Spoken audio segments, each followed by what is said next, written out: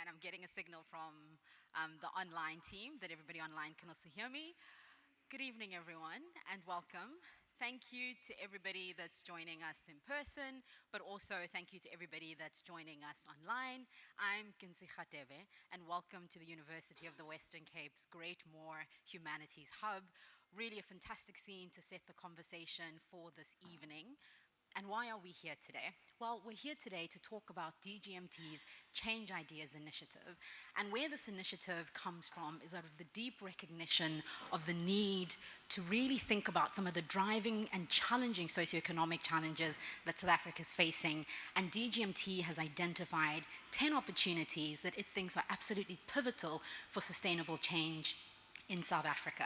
And these 10 opportunities cut across public health as well as socioeconomic issues and include, but are not limited to, issues relating to youth unemployment, education, nutrition, early childhood development, the impact of alcohol in our communities, but also thinking about the dropout rates in our schools. So this evening, we really are, I think it's going to be an exciting panel, and I think we're all excited to be joined by an esteemed panel that'll be talking about some of the ideas that are embedded in the Change Ideas initiative. And we also have a fantastic moderator, Balintuli, who'll be taking us through the conversation this evening.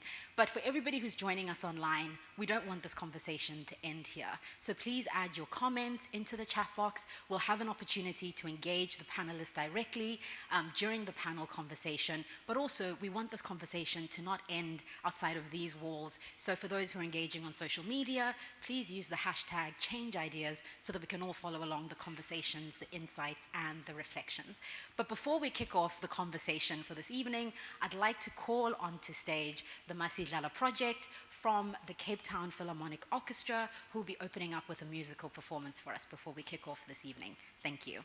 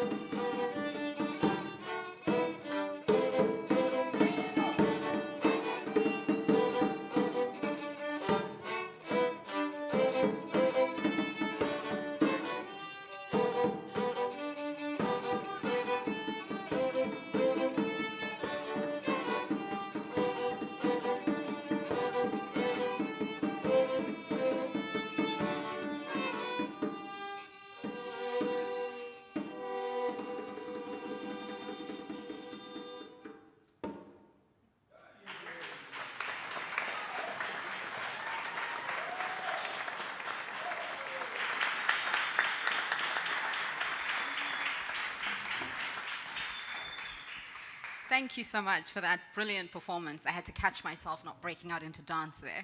A brilliant way just to bring energy into the room. But next, I have the great pleasure of introducing DGMT CEO Dr. David Harrison, who is no stranger to big ideas and whose work has always been informed and shaped by social initiatives like this one that we'll be chatting about today, from his work at the Health Systems Trust as well as Love Life, and currently as DGMT CEO. David?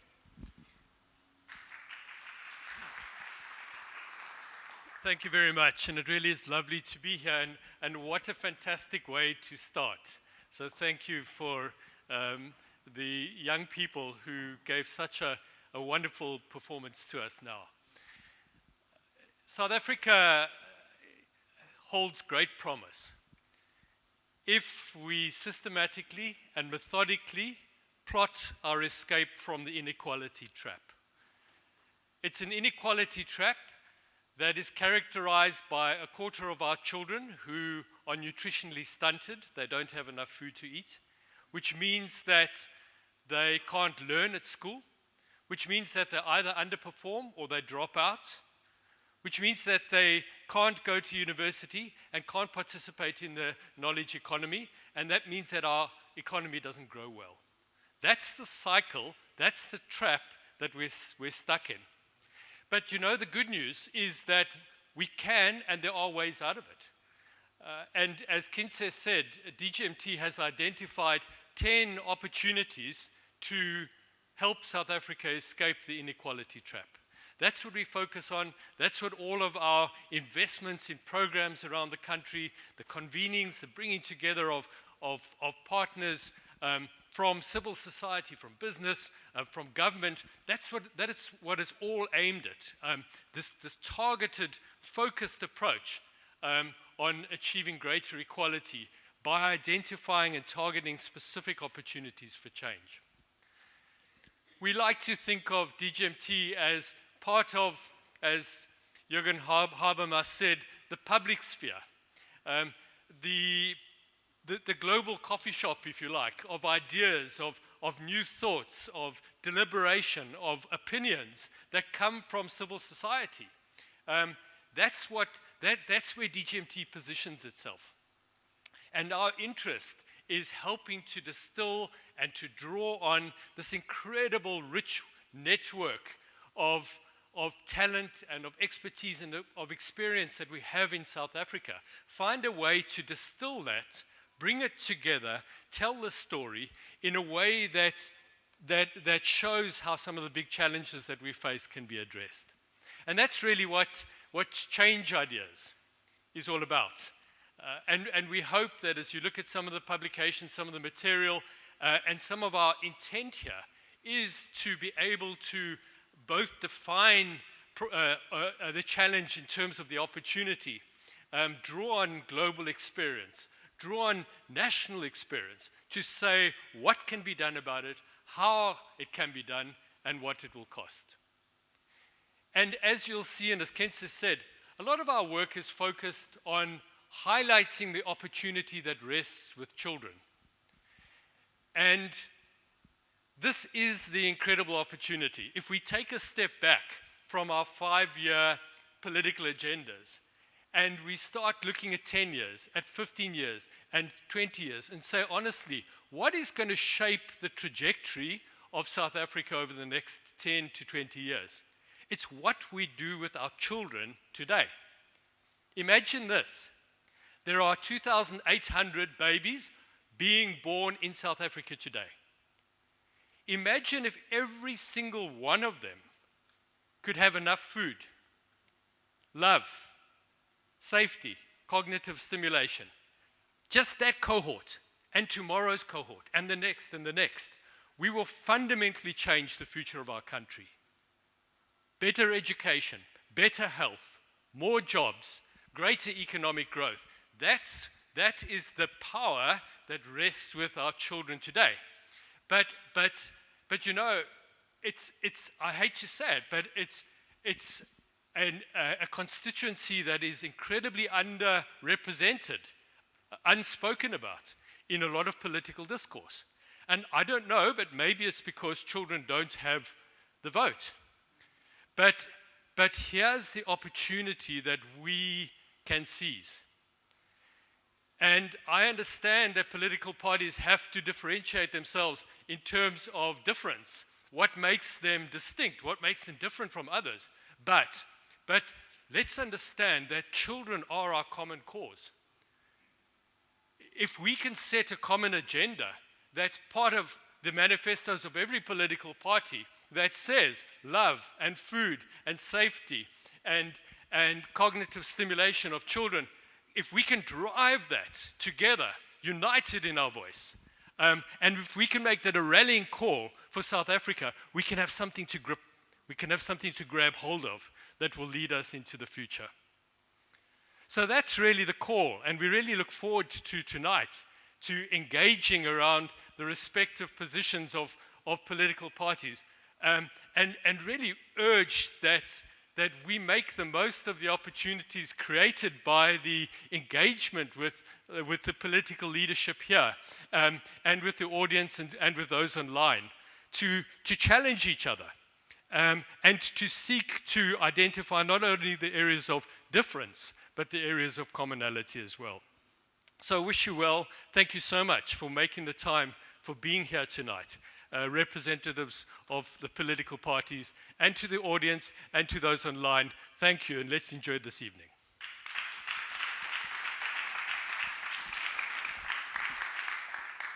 Thanks so much, David, and thanks for setting the scene, I think, for quite an enthralling panel discussion that we'll be having this evening. As I mentioned earlier, the panel will be moderated by Mbali Ntuli, and I have a brief bio, Mbali Ntuli, but I want to do it justice, so I'm going to read it. Mbali Ntuli is the founder and CEO of the Groundwork Collective, a community development initiative focusing on food security, access to water, civic education, and social entrepreneurship. Mbali spent 15 years as a councillor and then was a member of the KwaZulu-Natal legislature. She's also a political leader, a public speaker, and an activist. Mbali was the youngest person to contest for leadership in the Democratic Alliance in 2020. And that's not your full bio, but I just wanted to give a highlight of, I think, the kinds of conversations you'll be driving and shaping in the panel discussion this evening. As mentioned earlier, for the audience joining us online, please engage in the comment section. We will have an opportunity to ask the panel some questions as they engage in the conversation this evening. Thank you.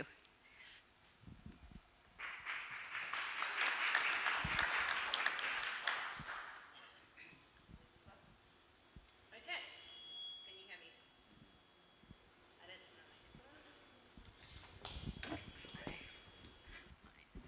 Thank you so much. So good evening, everyone. Just once again, thank you so much to the Douglas Murray Trust for having us. I think it's really important to be having these conversations. Obviously, we are in full election mode now, and we know when the elections are, so it's an exciting time. It's also silly season. But I think it's great that we're having these conversations, and I think it shows a political maturation of our society, that more and more we are inviting our political leaders, and they are accepting to come and to share their ideas. I know when I first started in politics, it was very rare to have a full panel like this. So it's a great sign of our democracy. And just to the point that, the speaker before was saying, all the work that we do builds on each other. And one of my first jobs at Rhodes actually was to be a love life coach for debating. And so it feels like it's come full circle, that the person who started it is the person that I worked with, and now I'm coming back to help. And so I think we find ourselves in a very interesting election season. There's more or more parties that have ever been in our country. Everyone's talking about 1994 and the similarities to this particular election and how this might be a reset for South Africa. And I think there's so many issues that are happening in our country, so it's great to have the panel that we have today. And I want to introduce them. And I want to also, just set some ground rules for the way that we're going to have the discussion. Obviously, these are people that talk for a living. We have a very limited time, so if we can also just be succinct, so we can also have some time for the audience. And also to say that this is a conversation, and I'd like us to keep it real. These are people that are interested in helping you as much as possible in the work that you do, which is often very thankless work as politicians, and I would know, having been there. And so to be as honest as we can about what we can do collaboratively as a society, as politicians, and as civil society. So we have a great panel today. I'm going to just randomly introduce them. The first person we have is Siviwe Gwarube, who is the Chief Whip of the Democratic Alliance in Parliament. I think Siviwe is the youngest Chief Whip that we've had in our Parliament, which is great. I think that says a lot about the DA, but also says a lot about our country and how far we've come. She was also formerly the Shadow Minister of Health and also the national spokesperson for the party. So welcome to Siviwe. Thank you for coming. The next person we have is Lukhona Mnguni, who is the head of policy and research at the Rivernia Circle, which is a think tank. I'm sure some of you will recognize Lukhona from his political analyst work and his shows on ENCA and Power FM. He's also a governance politics specialist. And so we're very excited to hear what you have to say, Lukhona. He's also our only non-politician on the panel, so it'll be great to have him as a sounding board and to also maybe provoke a little bit where I just moderate and be neutral. And then the next person is, of course, somebody that needs no introduction, the accidental mayor, Mr. Herman Mashaba. Herman was a terrific entrepreneur and founder of Black Like Me before he went into politics, and has obviously now left the Democratic Alliance where he was, having been a really great mayor in Johannesburg, and did the very hard work of starting his own political party. And I think we'll talk a little bit about what that seems like, because it seems like it might be one of the few that makes it onto the ballot this year. And then we have, yes. We have Dr. Mulder, Corne Mulder, who's the Chief Whip of the Freedom Front Plus. He is also the Western Cape leader for the Freedom Front Plus, and is probably, I think, one of the only people that I'm aware of that has been in Parliament since 1994. So somebody that we've all come in after and certainly have gained from his wisdom and the many years that he's been in there. So welcome to you, Dr. Mulder. And then we have Akolile, or X. I'm sure he's well known to you all in the Western Cape. And very unique in that, coming from a background of being the General Secretary of the Social Justice Coalition, somebody on my vote counts, and definitely an activist by all counts, has now decided to enter into the political space. And today he comes and he represents Rise Mzansi as the Western Cape convener, which is their version of a leader. So thank you so much for coming. And then our last guest is Cameron Dugmore. Cameron is the leader of the opposition for the ANC in the Western Cape. And he's also served in the legislature since 1994, if I'm correct, with a break. But I think once a politician, always a politician, myself excluded. And also has obviously been somebody who's been in cabinet in the Western Cape, and so also brings a wealth of experience to the panel and to the conversation. So thank you all so much for coming and for agreeing to be part of this panel. I think it's a great time to be in South Africa. So I want to start really with getting a sense of the visions of all of the different parties. But I also want to make sure that we have some context about who these people are. So as much as I can introduce what they've done, I always think it's very weird to jump into conversations and to sort of say, well, how many jobs is your party going to create? I'd like them to give a sense to the people online and the people here, why do you do this? It's not easy. You're away from your families a lot of the time. It's often thankless. People, say you're corrupt, you earn too much. And so when you answer the question about what is the vision that your party brings to South Africa and where we are going, I'd like you to give us a sense of who you are and why you are in the roles that you are. Particularly, I think if you're young and you're in politics and you're a woman, or if you're somebody that's been there for a long time, why do you continue? And so I will start with you, Herman.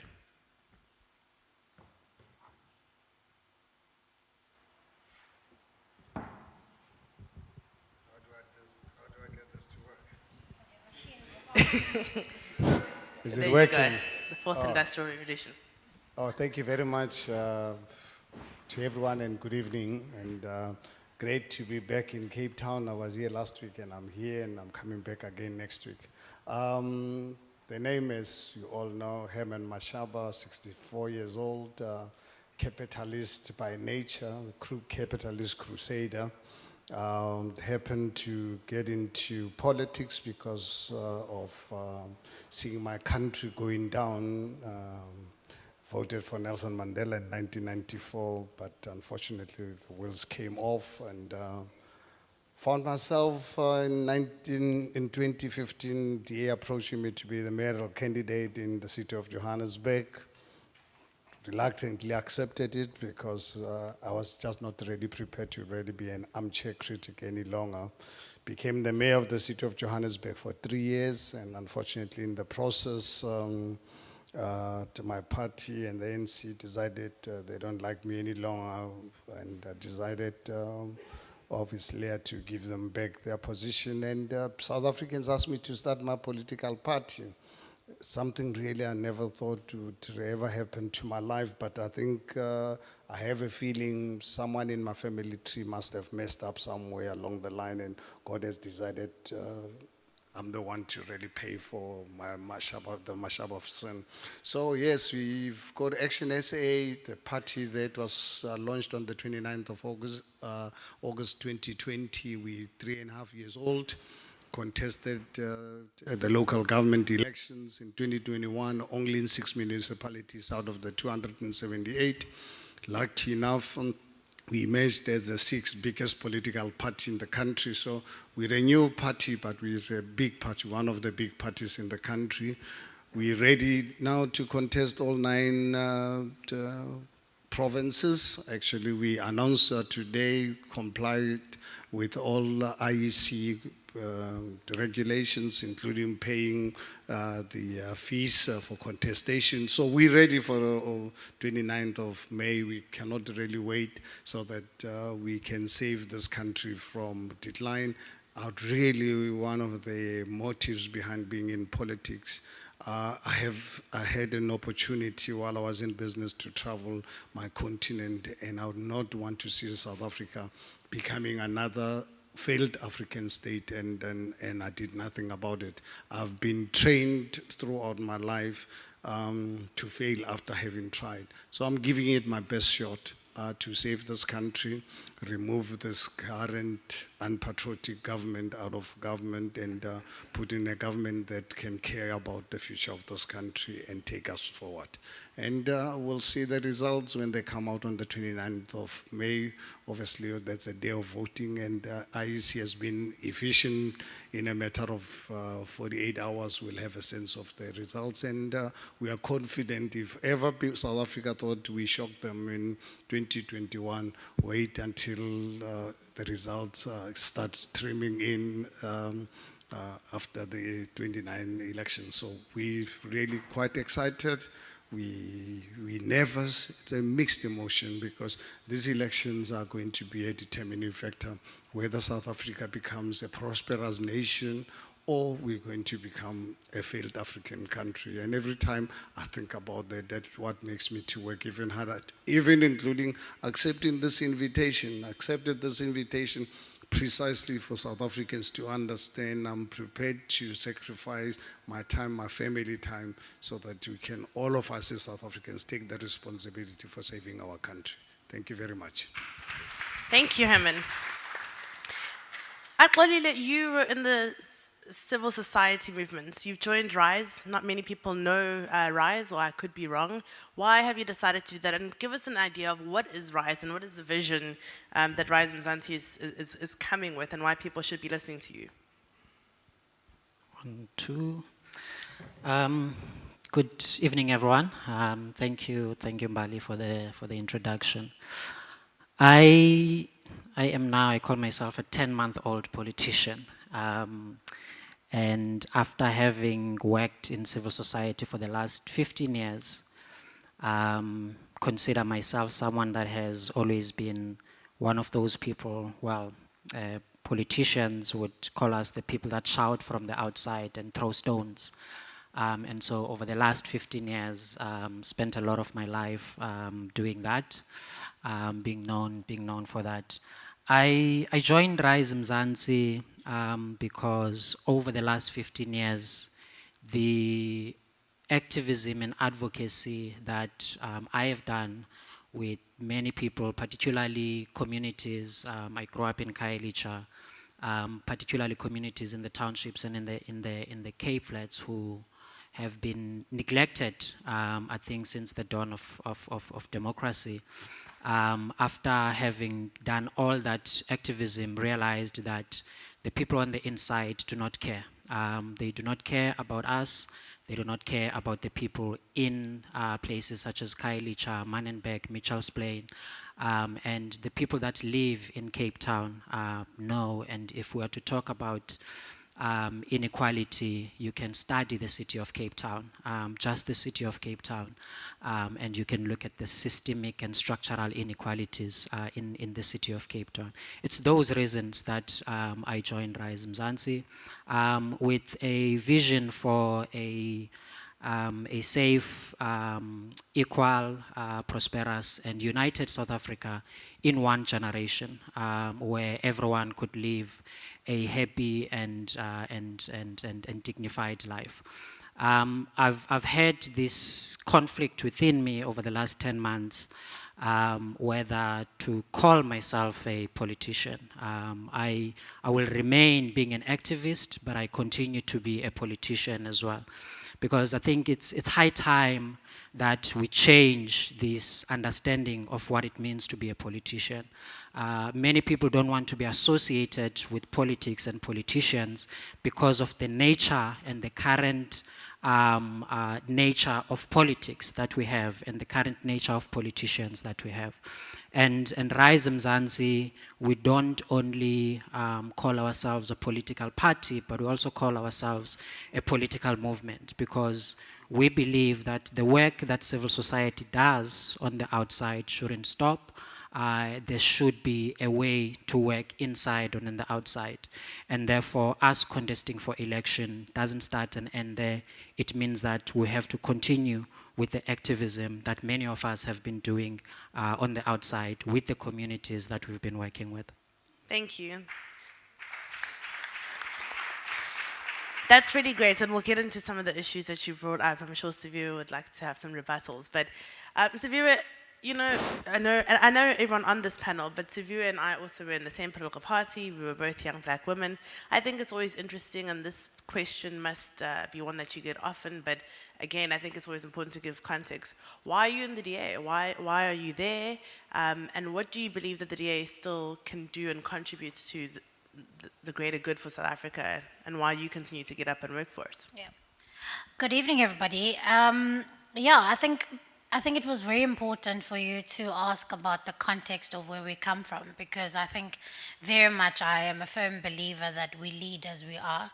As somebody who's grown up in the Eastern Cape all my life and went to university there, I have known what it is like to grow up in a country that has great potential, as one of the speakers has said, but that hasn't quite realized its potential, and in fact has, on every measurable metric, gone in the opposite direction. And so when 13 years ago I decided to enter the political space, I decided, well, you know, in as much as young people like myself were doing other things and going to go and make money, and a part of me wish I had done so, but I decided to step into the political arena because I believed, like Axolile said, that this is not a matter of saying these are our future leaders. These are the leaders of today. And so as a 35-year-old woman, I don't think that my time, you know, is going to come in 10, 15 years' time. I think that if we don't step in and roll up our sleeves as young people, whether you are in your early 20s, whether it is just by merely voting, we are going to have no country to save in the 10, 15 years' time, quite frankly. And so that's part of the reason why I have decided to enter politics. And the reason why I've stayed and the reason why I continue to represent my party, in particular in Parliament, is a very personal reason. And that is, for me, I think one of the speakers here spoke about the plight of particularly children in South Africa. But it is, for me, a crime that over 30 million South Africans in 2024 live in poverty, and that children under 5 are dying of malnutrition in a country like ours. South Africa is not a poor country. It is a country that is poorly governed. And so there should be no reason why people should be going without food. And so for me, Mbali, the reason why I do what I do and I get up every day is very personal, because these people are people that I know. These people are not people that I read about in newspapers. These are people from my village that I know intimately. And so that's what I want to do with the vehicle and the position that I hold within the DA. That I want to make sure that as the official opposition that we drive that issue, and that we are passionate about the people who have been excluded for 30 years, who have never enjoyed any kind of inclusion. And quite frankly, the young people in South Africa, if we continue in this trajectory, will not see any kind of inclusion whatsoever. And so that's the reason why I do what I do. And I am hoping tonight that we can all agree on this panel that there can be things that we can agree on, and that being that young people need to get to work, and that we need to make sure that not so many people are living in poverty, and that we undo the spatial planning that apartheid sought to essentially, and which is still very present today. And so I think those are the things we can agree to tonight in the political tussle, but I look forward to it. Thank you, Sibiwe. That's really great. Cameron, you have the difficult job, I think, obviously, of being somebody who is part of what is the governing party nationally, at least for the last 30 years. And so a lot of the lashings come towards your party. But you have done a significant amount too. I think people would be interested. You're also a white individual. And in our country, we still see things very much through a racial prism. I suppose you get similar questions to Sibiwe and the DA as to why you are in the ANC and why you continue to be in a party that some people, as some of our panelists have said, is running our country into the ground. What do you have to say? Thanks very much, and also thanks very much to the DG Murray Trust for bringing us all together in this beautiful building. I've also come to the realization that this is a piece of the University of the Western Cape, right here in Woodstock, Salt River. Well, just to say that, I grew up in George, which was P.V. Botha's constituency. And I had liberal parents. My mother was kind of, I think, the only member of the Black Sash in George at the time. And I think as all young white men at that time, we were essentially forced or conscripted into the South African Defence Force. And I think because of, my parental upbringing and sort of getting involved in issues that the Black Sash then was involved in, such as trying to prevent the forced removal of the people of Levikamp in George to a place called Thembeletu.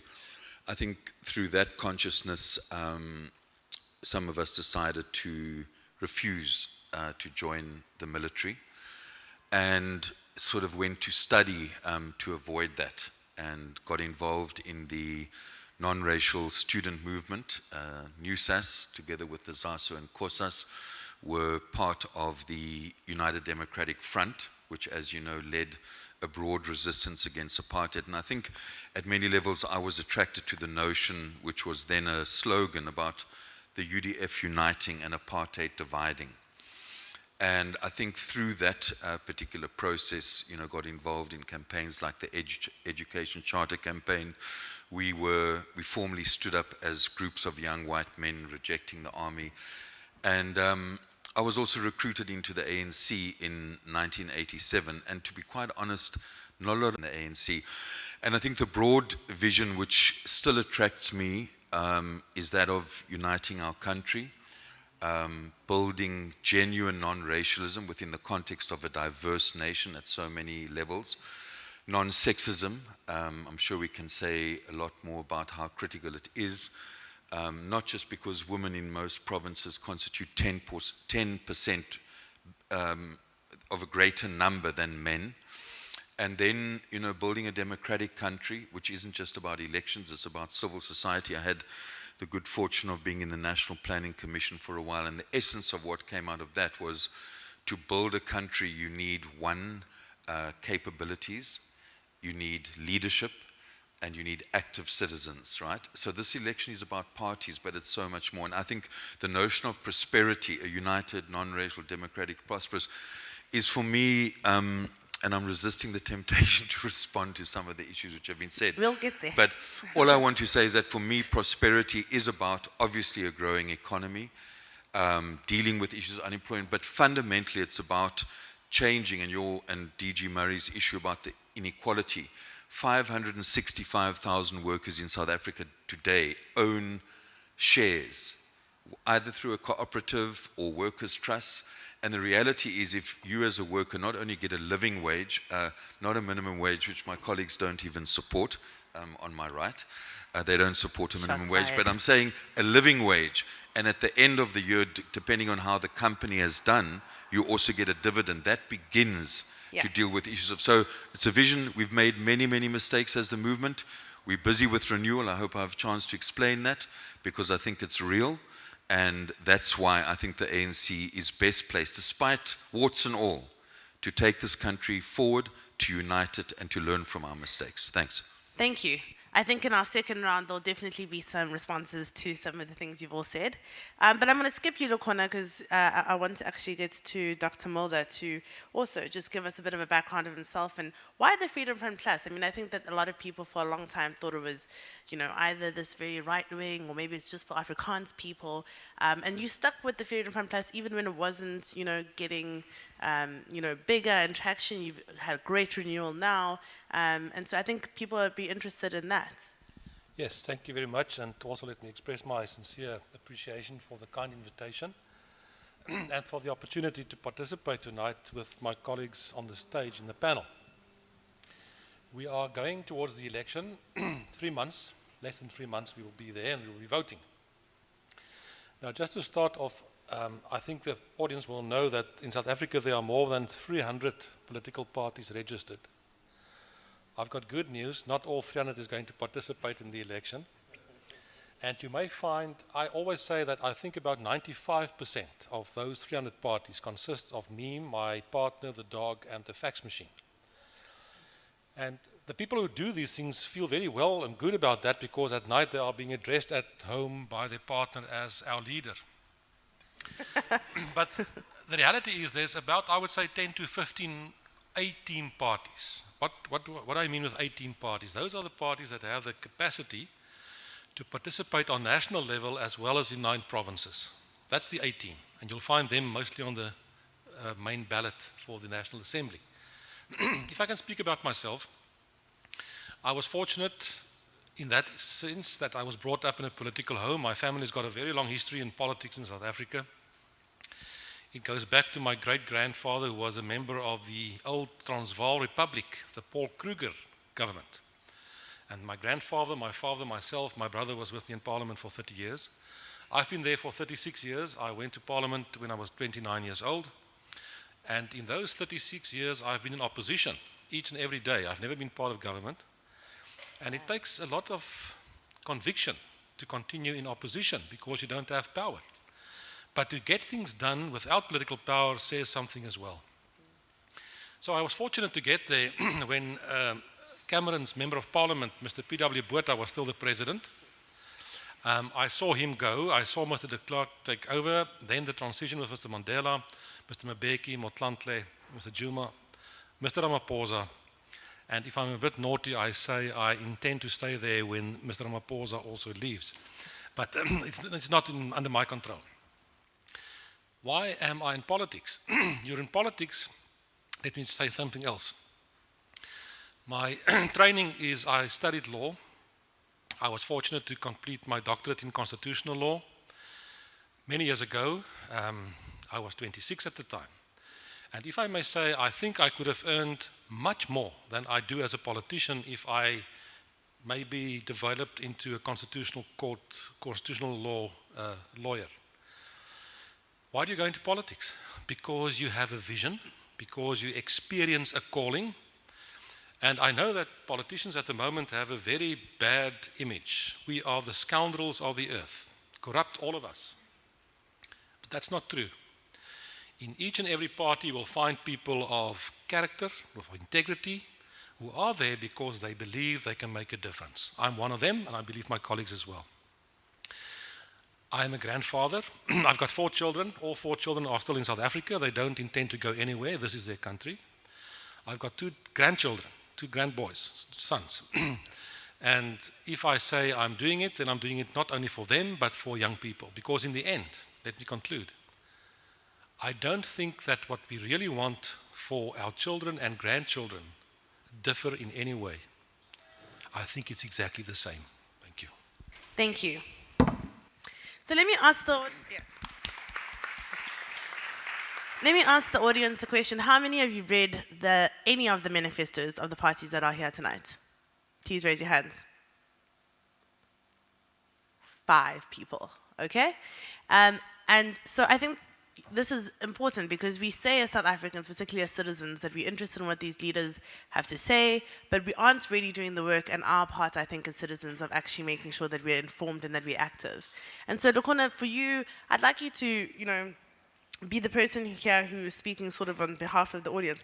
What should voters really be challenging these particular parties on? I think all of the parties that we have on stage have already actually launched their manifesto, so we can speak to what they've said that they want to do. What is it that we should be looking for? What is it that we should be expecting? They've all said really nice stories about who they are, which is important. And now we're getting into the meat of what they say that they're going to do, which is in their manifestos. And here, we don't really want jargon and we don't want, fancy ideas about what they say they're going to do. We want practical, actionable solutions. So from your vantage point as somebody who's in the think tank space and is working with this on a daily basis, what should we be having in these manifestos? And you having looked at them, what is happening with these political parties that are on the panel? And please feel free to speak on behalf of all of us now.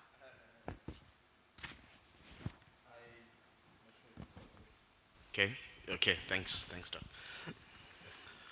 I mean, I've got the fortune of coming out of 30 focus groups around 18 different towns and cities in all the 9 provinces over the last 7 to 8 weeks, just to gauge exactly what voters are thinking and what is uppermost of mind.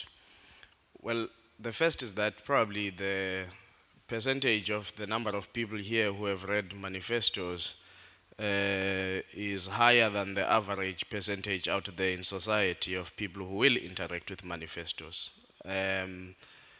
It's a funny, weird thing. Political parties invest so much time, money, effort, and everything else, and then they go to stadiums to launch these manifestos. But it's not really about the manifesto, it's about the optics of politics and what the manifesto really enables in true essence. The majority of the voter is going to be influenced by other things. I mean, the voter might like your manifesto, but if you are a senseless politician and you behave badly, that's not going to make them vote for you because there's a value of them that they don't see in you.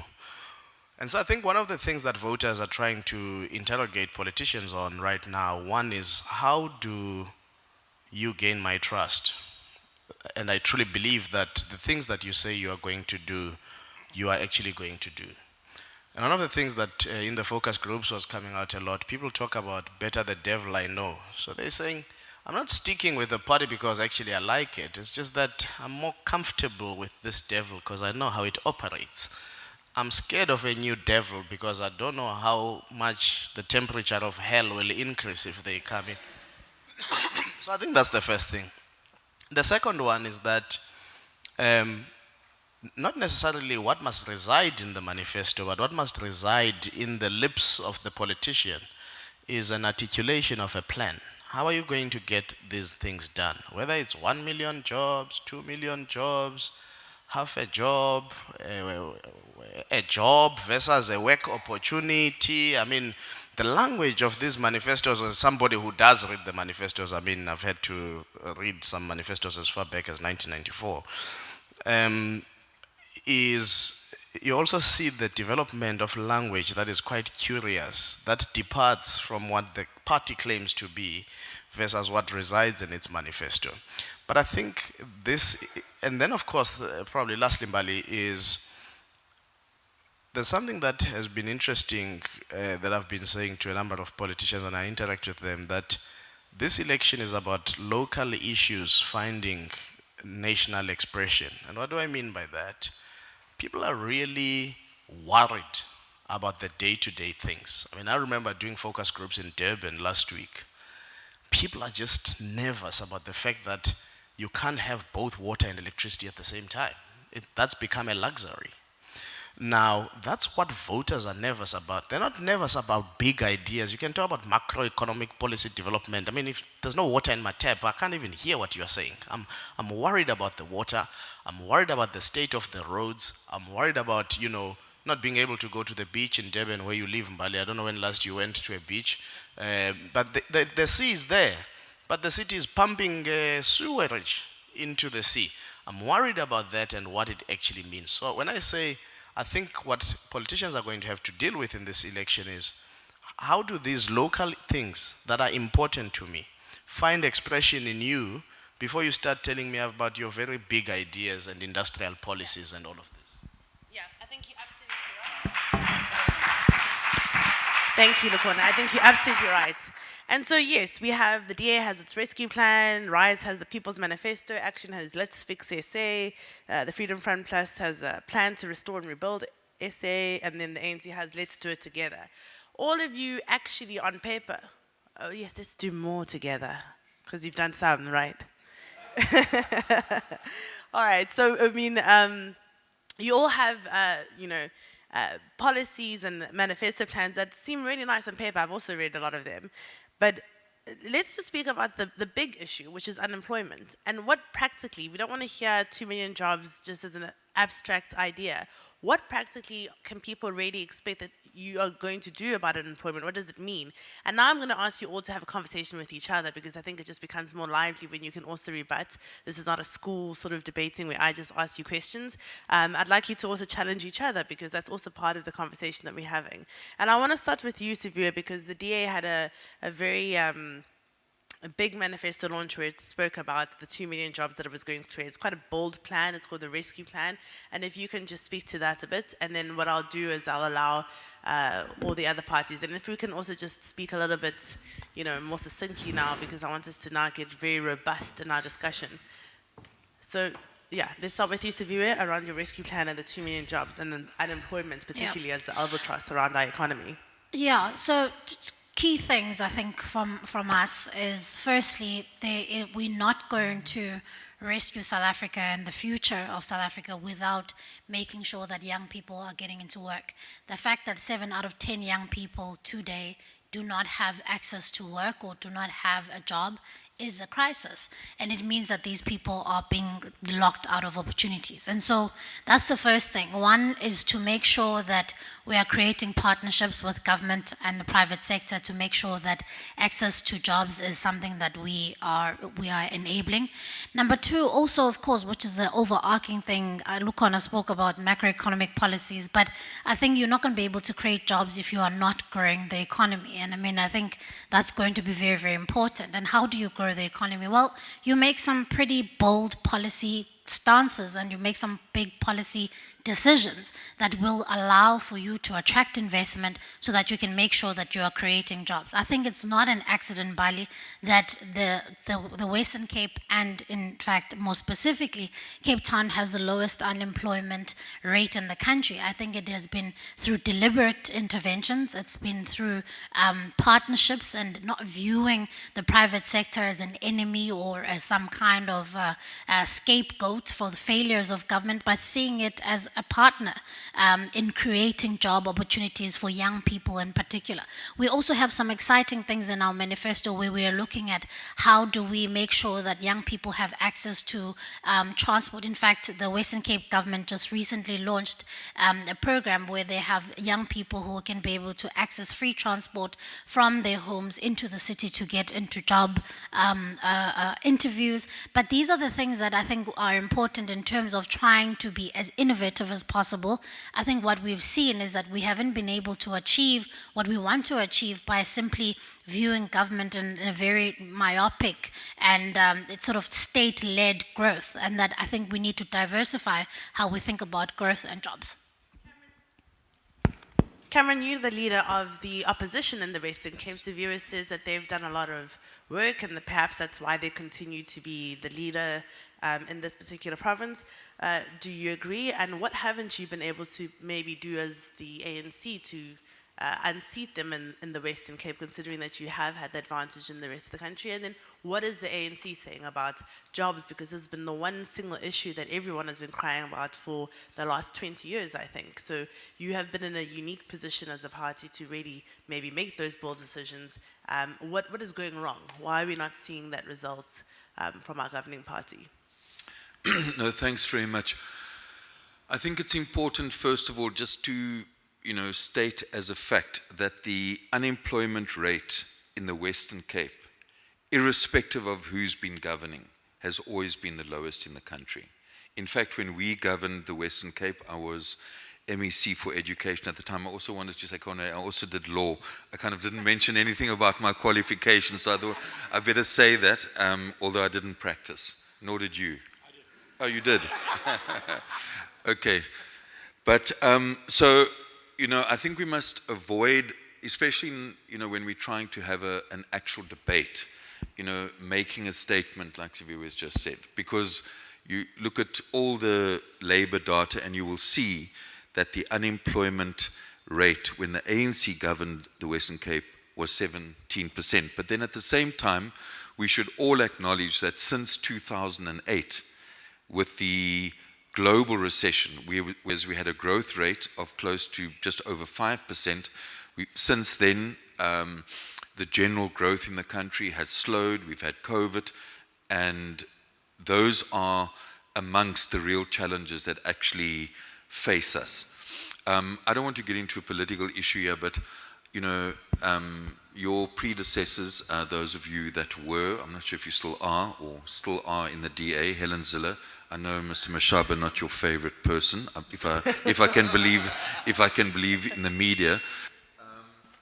She deliberately set out to divide on a racist basis the people of this province, setting aside so-called colored people against so-called African people. It was a deliberate strategy. So if we want to get into a political debate around what has actually happened, you must remember the ANC governed this province.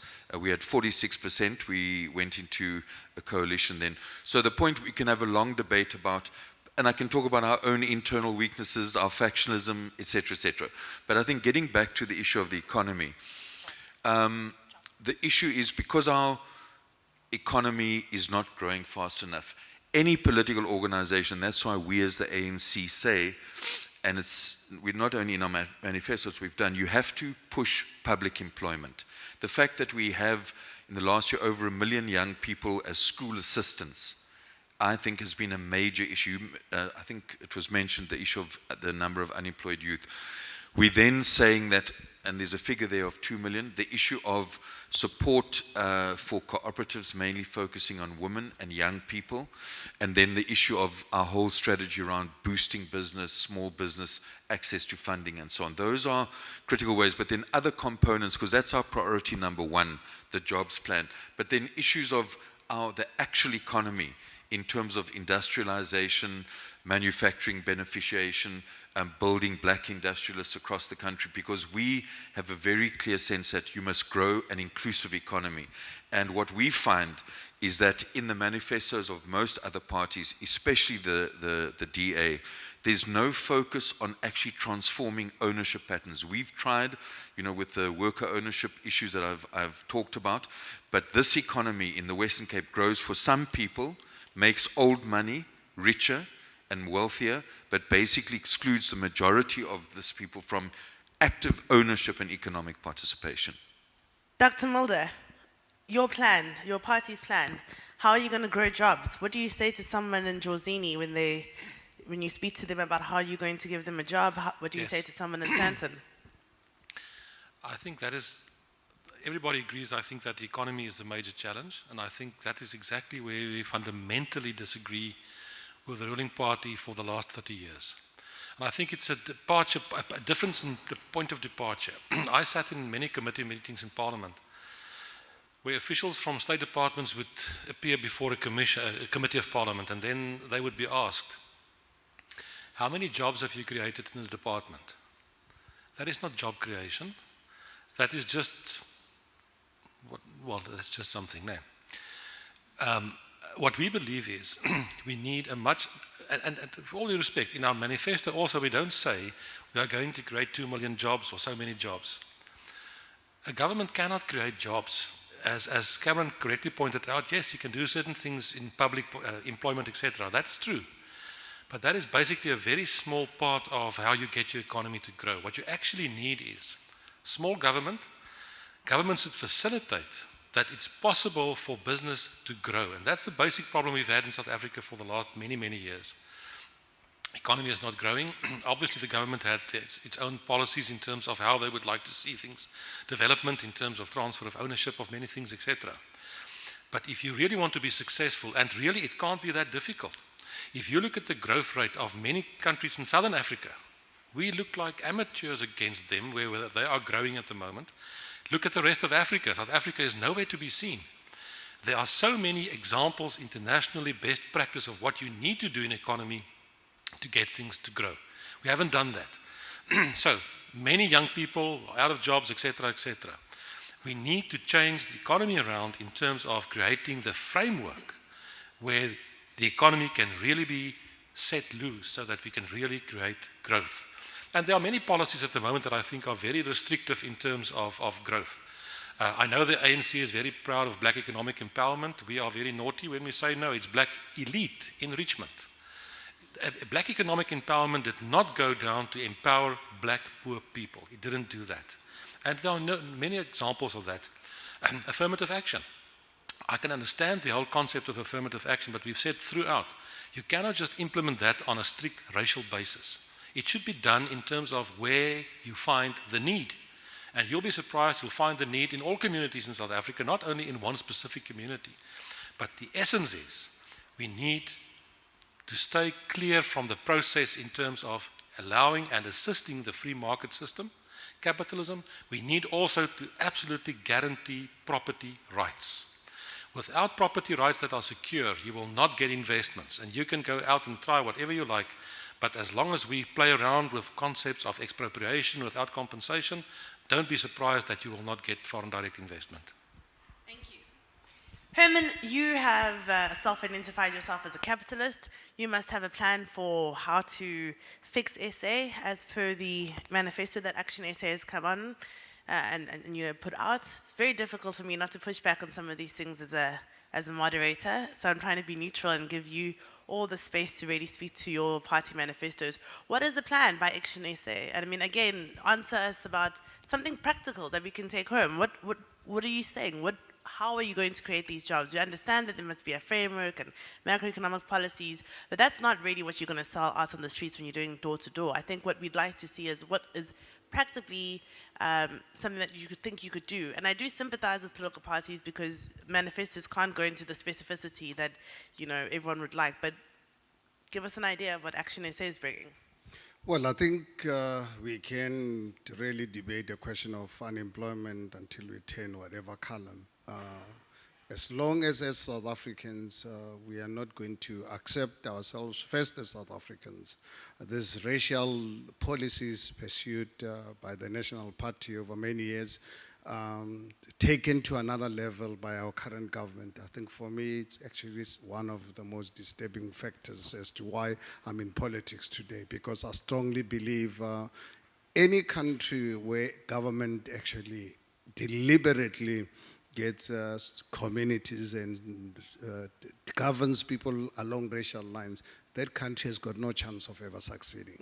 So I believe very strongly that if we are serious about creating prosperity for all South Africans, let South Africans be South Africans and find other mechanisms. And I'll be happy to share with you, because we strongly as Action SA believe in redress, but not the redress that is being practiced by this current government to create oligarchs and so forth. We need the rule of law.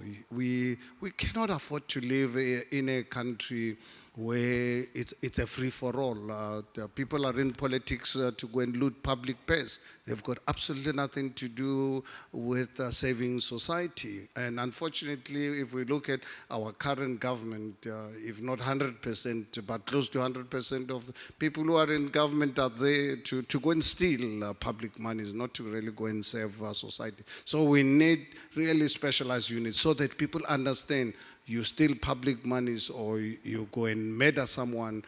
You can imagine we live in a country where 86 people are being murdered every single day. Genocide is happening here right now in our country. Roughly every 11 minutes, a woman is raped in this country. You open your borders to international drug cartels to come and destroy our youth and destroy our families in the process. So for as long as you have that kind of chaos, you've got no chance. But more importantly, and that's something that I really need South Africans to know about this current draconian labor laws and us pursuing socialist, communist policies, South Africa has got no chance because communists all over the world from 1917 when Lenin and Stalin took over, that's when they started actually destroying economies, and they've really done this until obviously in China they're trying, but I don't want to live in a one-party state. I want to live in a democratic environment where every 5 years or so I can decide who governs me. So for anyone giving me China as an example, I don't want to live in a communist system. But our labor laws, we need to encourage private sector, particularly SMMEs, to really be able to operate without government interference. I don't know if South Africans are aware.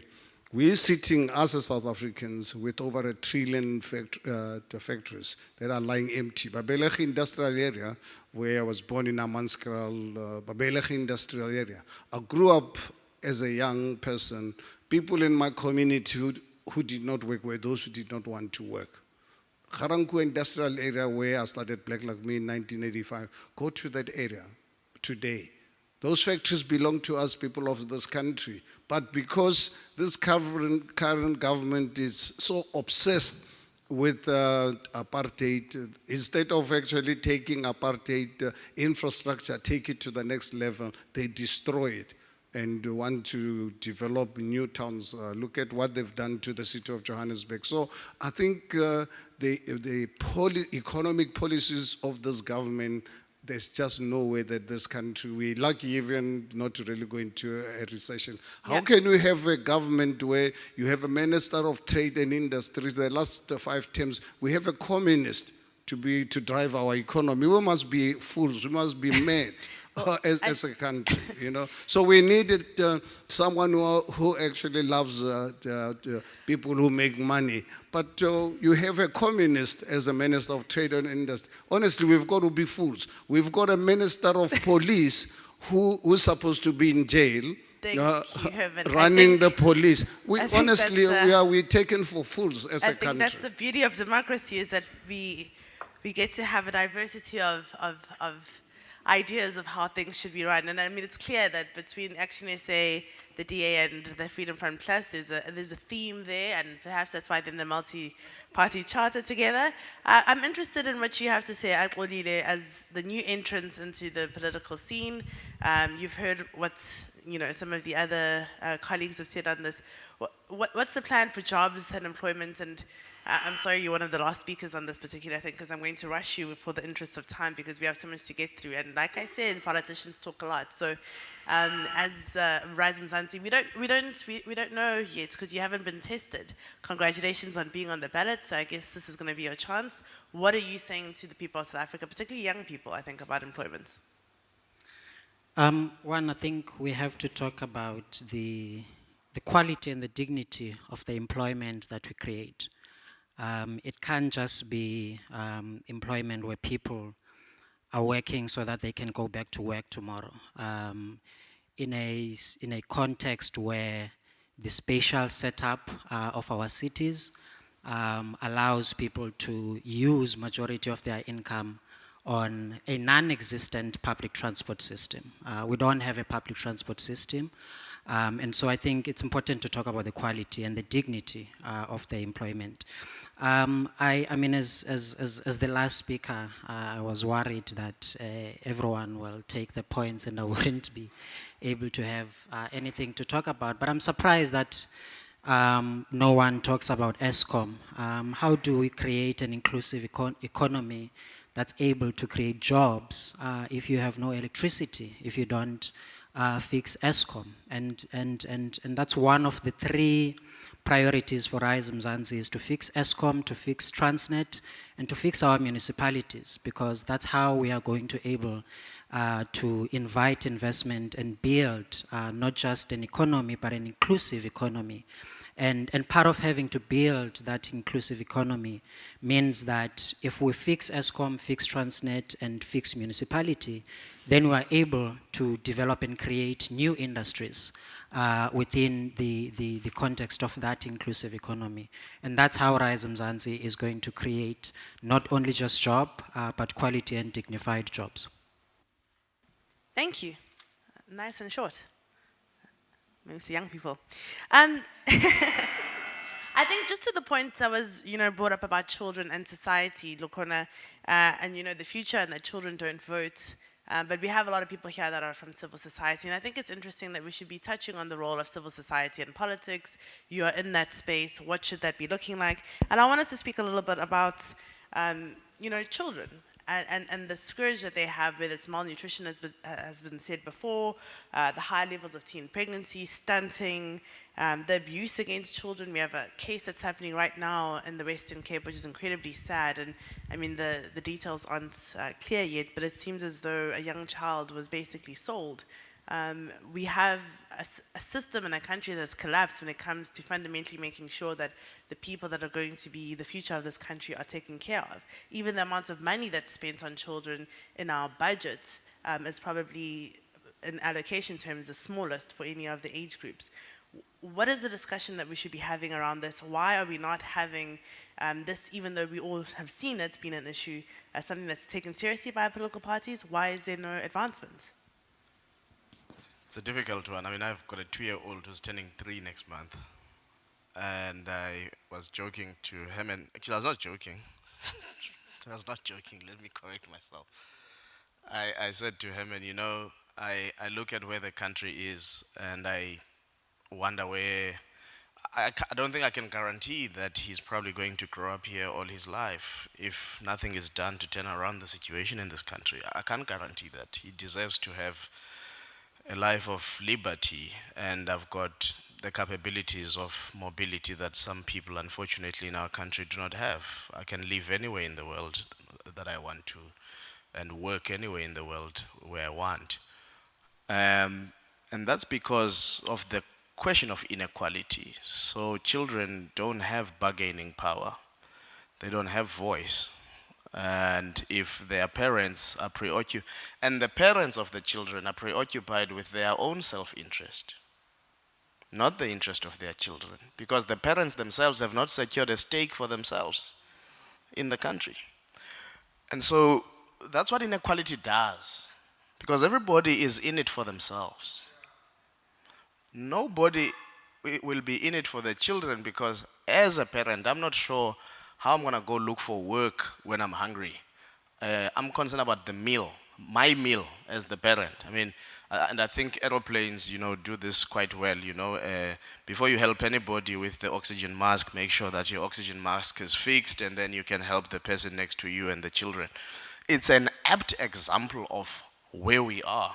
People are trying to fix their own oxygen masks. And they can't do it for the children until they've done it. Now, the conversation we should be having about children is about the first 1,000 days. I mean, in this country, the conversation should have long stopped being about matriculants, but to be about children. What interventions are we putting in their first 1,000 days? I did a study in Mbizana local municipality where we interviewed 1,000 people across, because it was the centenary of Oliver Tambo, and we wanted to check how has life changed where Oliver Tambo was born. So he did a study, a traverse from the Bizana town right to Nkantolo, where Oliver Tambo was born. And what we found was that the child grant is actually not a child grant. And I mean, there's a lot of studies, particularly in the University of Johannesburg, done by academics there. The child grant is not a child grant, it's a household income.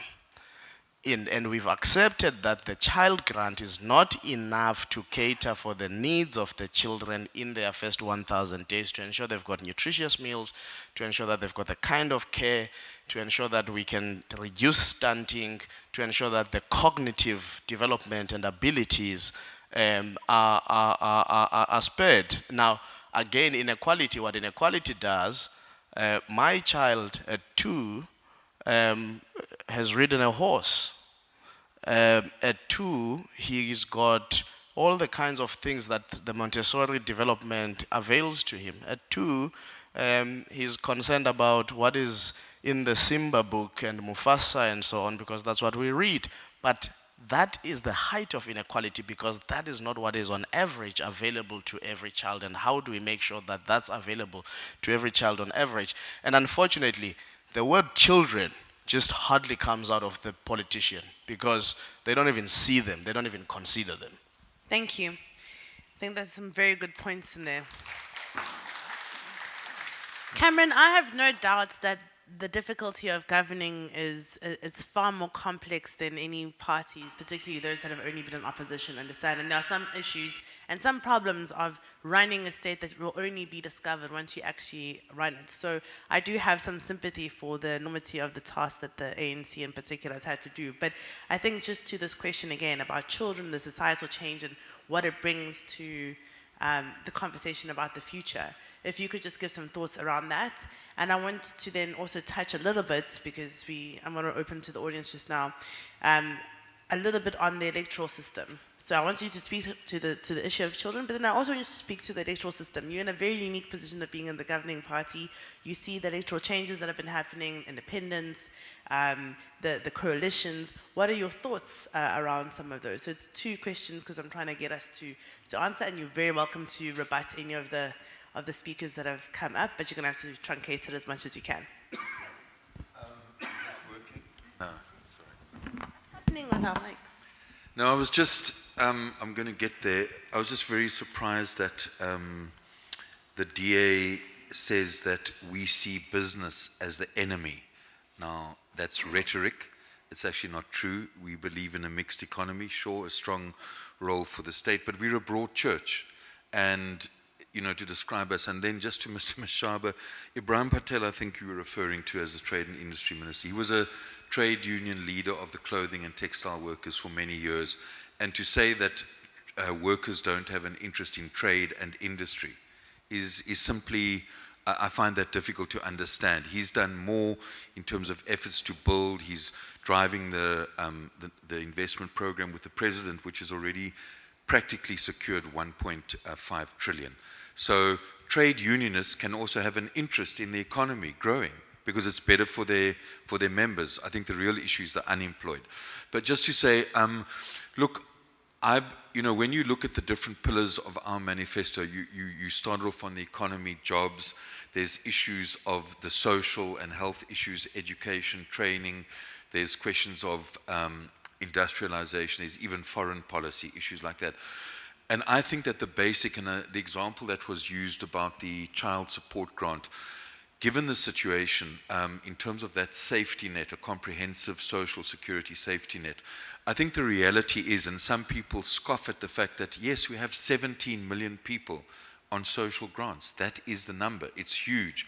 The 350 relief of distress, which is continuing, the child support grant, equalization in regard to issues of pension, the fact that the majority of our kids are now in no-fee schools at early childhood development, even when it was, as you know, there's a transition now from social development, that early childhood should be under basic education. But the school feeding schemes for many young kids is basically in certain areas the only meal that they have. But the subsidy for the social welfare for the running of a creche also provides some level of nutrition. That's the 0 to 4. I think everyone knows that the ANC supports 2 years of compulsory, like RR and then grade R and so on. And there's in some circles, there's resistance to that. So I'm not sure when DG Murray and yourselves talk about children, I presume we're talking about not only early childhood, but we're talking through to primary school, high school, and so on. And I remember the days, and I really, you must just, as a chair, just cut me when I'm going for Don't too long. worry, We'll I'm say going to. 1 minute left. But I just remember in the time that I was MEC for education, you know, one of the things I often said to young people, when I say young people, 13, 14, and so, is to say, you know, when you are no longer at school, you've got 5 options that are available to you. The first one is to study further, you know, whether at a college or university in NSFAS. The second one is to take any job that you can, you know, whether it's a temporary job or, you know, working, you know, take that job and use that experience. And so on. Number 3, your option is, and I've seen a lot of young people in my constituency doing this, start anything entrepreneurial. I've seen people in Stilbaai, Melkoutfontein using little scooters going to do shopping in Stilbaai, bringing the stuff back, selling airtime. And then 4thly, volunteer. And 5thly, it might sound strange, travel. Now, travel for many middle-class families is gap years. But I'm talking about young people organizing a group of young people from Riversdale to go over the mountain to Oudtshoorn to meet others, just that experience and so on. So I think it's about, you know, the president initiated Yes with Business. I don't know if when last you went to that website, but there's huge opportunities there. There's issues of skills and so on. And I think it's about trying to inspire young people, motivate them and say, these are options. And I think our young people are open to that. But fundamentally, I agree with what David Harrison said, that integrated approach, and we as the ANC, you'll see in our manifesto, we do believe we need a basic income grant. We're not there yet, but that is our intention to get there. Yeah. Dr. Mulder, how many grants can we keep having? How sustainable is what we currently have as a system right now, and what we should be looking at according to the Freedom Fund Plus? Well, I know that it's a tragedy, and it's just the reality that we have 17 million people on grants. I think that is it's something that we can't do without at the moment. The problem is that if we had an economy that really grew and we were moving forward and we were creating wealth and prosperity for everyone, that should have come down. Now, if I'm speaking party political, I know that in the campaign you will quite often hear that they may go out a warning to those 17 million people that if you do not continue to vote for the ruling party, you may lose your grant. And my argument would be it's exactly the opposite. If you don't change the government, there won't be money to pay your grant very soon in the future. We need to get the economy to grow. So we understand, and it's not a question of that you can just move away from that. You have to see a way to sustain that within the reality of the possibility that we can afford at the moment.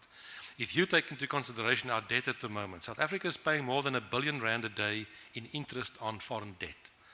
It's staggering. Where are we going? How are we going to get out of this? So the challenges are huge. If I may step onto something else that you asked Cameron to do but he didn't, and that's the electoral system. Oh, you still want to talk? Talk so, please. Okay, can we move into the... No. I know. Now, if I can say something about the electoral system.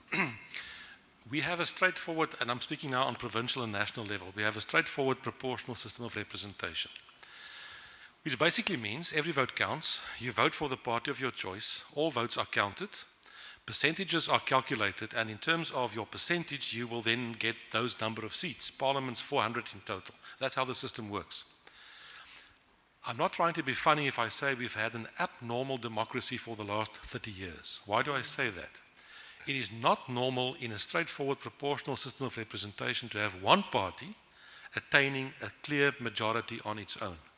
If you look internationally, for example, let's take Germany as an example as a state with proportional representation. The party that gets the most votes may end up with 32%. And then there's a huge party, they won the election with 32%. And what follows then? Nobody attains a majority of more than 50, and you are forced to form coalition governments. And that's how you develop that. We haven't had that on national level and in most provinces really for a very long time. I believe as we're moving into the reality of where we are going now in the future, and we saw basically in 2021 with local government elections where we ended up with more than 80 councils who did not have clear majorities, that brought coalitions to the reality. And I may just say my prediction is that let's see what happens in this election, but most likely we're going to see coalition governments happening in some provinces, and my colleagues may differ, but Gauteng is being mooted as a possible coalition situation after the election. KZN is also in the same situation. My colleagues from the DA will not like what I'm going to say now, but the Western Cape is perhaps heading for a coalition. And if I may say, I'm working on that on a daily basis. So I may be wrong, but let's see how that plays out. And why am I saying that? I believe coalitions are good governments, because one party does not have all the answers by themselves. Coalitions force you to compromise and bring the best out of all the parties. And then obviously on national level, we may see the same. And yet we've seen 6 different mayors in Johannesburg, we've seen squabbles in Tshwane. Herman, why have the coalitions been so messy? Why have all of these political parties and the leadership been behaving like children and scaring voters into thinking that coalitions are something that they should be looking for, and rather, as Lukhona has said, maybe sticking with the devils that they know? Why have we not seen more maturity from our political parties when it's come to coalitions? And maybe just give us a sense of what you think the election is going to look like, because this is the last round of questions I'm going to give to you guys, and then we're going to go to the audience. Well, I think if you look at the collapse of coalition governments from 2016 up to now, 2 main players behind this, the ANC and the DA. These 2 parties are responsible for the mess that we're seeing throughout the country, because it is their way or no highway. So in the event that they can't get their way, they disrupt. And obviously I'm a living example of their plan. One of the 6 mayors. Well, I'm a living example of ANC DA plan to remove me as the mayor, because for the DA, this is, I'm focusing too much attention on poor people. The DA, the ANC knew I was pursuing criminal charges of fraud against their senior members. So the 2 of them decided, this capitalist is not good for politics. Let's get him out. And fortunately enough, I got to know about it, and I moved out. So one thing that I'm saying to both of them, they're going to accept. South Africa has entered an era of coalition. I think a question of people saying likelihood of ANC losing majority. ANC is not going to govern on their own if ever they will govern. That's for sure. It's just not, we should not really have a debate that the ANC might lose majority. ANC is going to lose majority. The DA is going to lose majority in the Western Cape. So whether they like it or not, they have to learn to accept that we have to govern with other parties. And unfortunately, we will have turbulences, because the 2 of them, unfortunately, their arrogance is causing problems. But I hope that they will learn to co-govern with other parties. I think for us as Action SA, we embrace coalition, as Dr. Mulder has said. I think this country cannot be governed by one party. We were governed by one party government since 1948. Look at the consequences of what the National Party did. Look at the 30 years of ANC government. So it's not good. Look at here in the Western Cape, DA governing on their own, the inequality that they've created. So we need different political parties, different ideas to really be able to take our country forward. Siviwe, have you been causing problems in the coalitions? And also maybe for you to just touch on what you think is going to happen in the elections, and why there has been this turbulence, and why should people be interested in the multi-party charter when you guys have clearly demonstrated that you are incapable of not behaving, no offense to children, like children. All right, a couple of things. I think firstly, I want to agree with my colleagues that the move towards coalition country is a welcome one. I think that seeing the ANC dip below 50% is good for democracy. But there are a number of things that need to happen. The legislative framework in South Africa is not geared towards ensuring that coalition governments are working.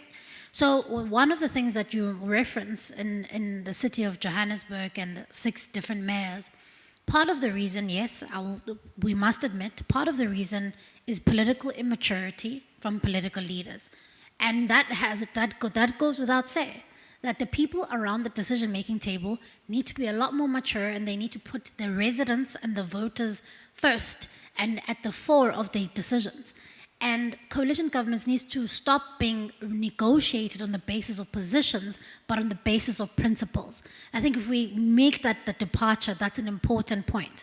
But I would go a step further, Mbali, and I would say that Parliament needs to occupy itself with looking at how do we legislate for a framework that can allow coalition governments to be stable.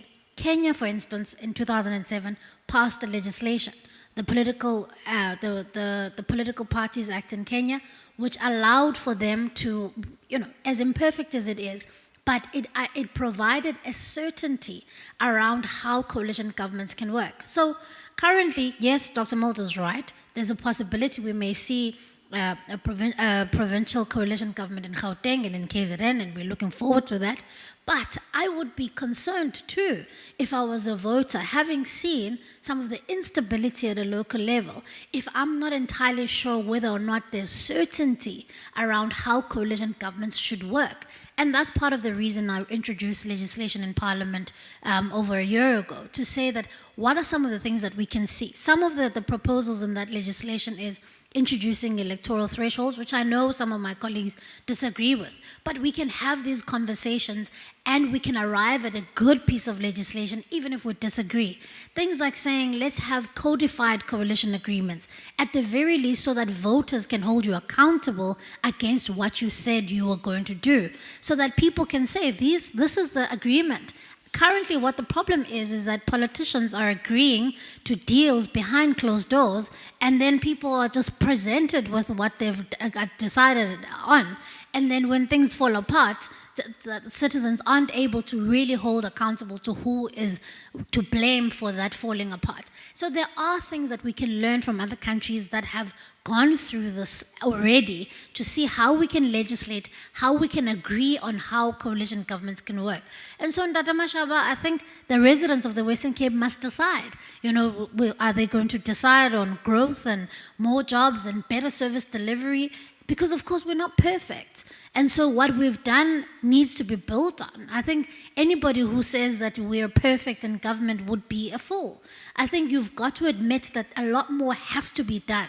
A lot more has to be done to bring people back into the formal economy, into jobs, and reducing inequality, as Akolile says. But I think you would be hard-pressed to find anybody who can say that the DA has not done well in governing the Western Cape. And so let the people decide. And of course, I don't think it's if my colleagues want to, I disagree with people, in some of my colleagues in the DA who say, leave the Western Cape alone.